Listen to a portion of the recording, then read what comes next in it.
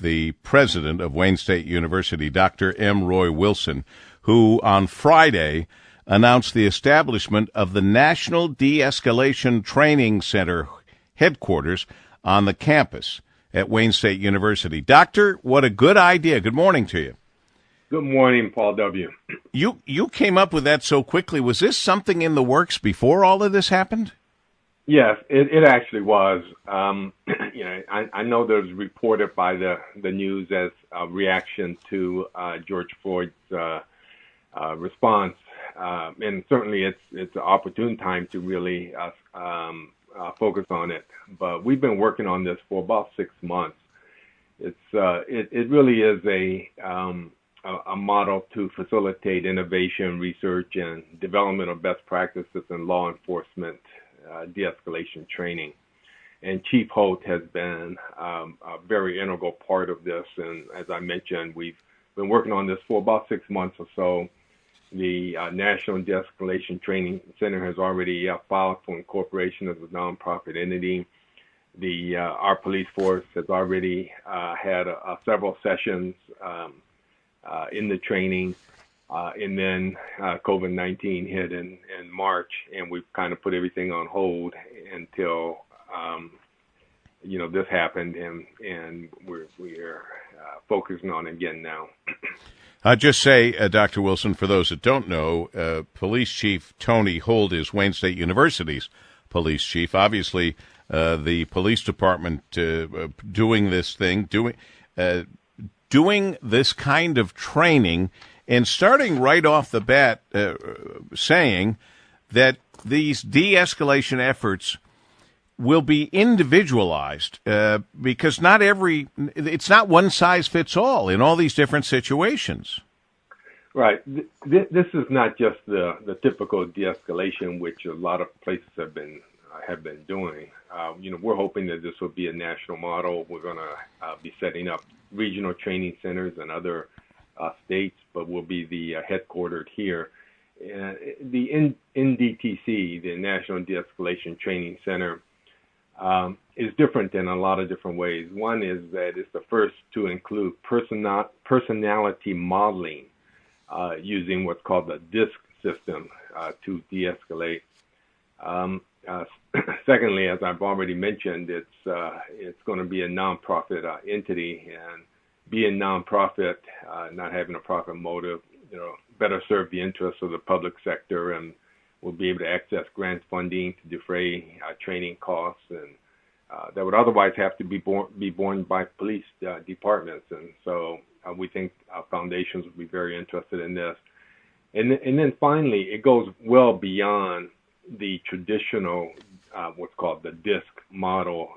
A friend of mine has developed with the Office of Director of National Intelligence and the Defense Intelligence Agency a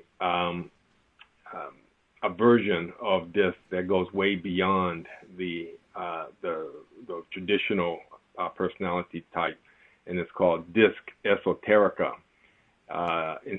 DISC has a certain number of categories in terms of personality types, and DISC Esoterica has 26 subtypes underneath the basic personality types that DISC has.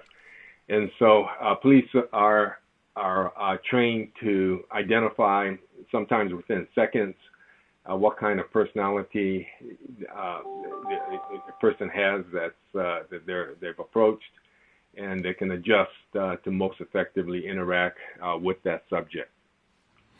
While I have you here, Doctor, and before I let you go, Dr. M. Roy Wilson, President, Wayne State University, students have been feeling anxiety and even downright despair just from how their school has been disrupted during COVID-19. Kids that are supposed to graduate didn't get to go through a graduation ceremony the way they thought they always would, and any number of other things. Add to that now for the African-American students who are also feeling despair and depression. While I have you here, please talk to those students and all students in general from your learned background on trying to help them not to despair. Yeah.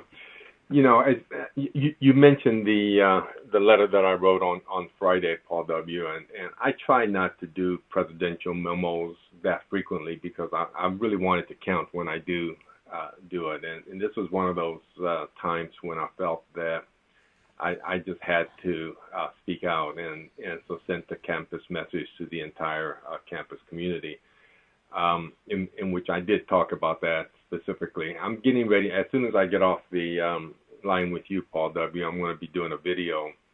I do a weekly video that goes out on YouTube and throughout a lot of different social media about different things related to the university, and I'm going to be focusing on exactly that point. I think it is just so important that, first of all, that people have an opportunity to express themselves and vent in a nonviolent way, and we are going to be offering students that opportunity through a forum where, unfortunately, it will have to be through Zoom, but a forum where people can express themselves and share their thoughts with others, which I think is one of the first steps that to be helpful. We've done this several times before in tragic situations like this. It's becoming a little bit too frequent, Paul. I just think that we're at a inflection point now in our country. We just can't continue to have things like this happen and then have a forum where people can express themselves and say that that's fine. I think we've got to have some systemic changes, and one of the ways to do that, I think, is to make sure that police all over the country know how to de-escalate so that these kind of things don't happen.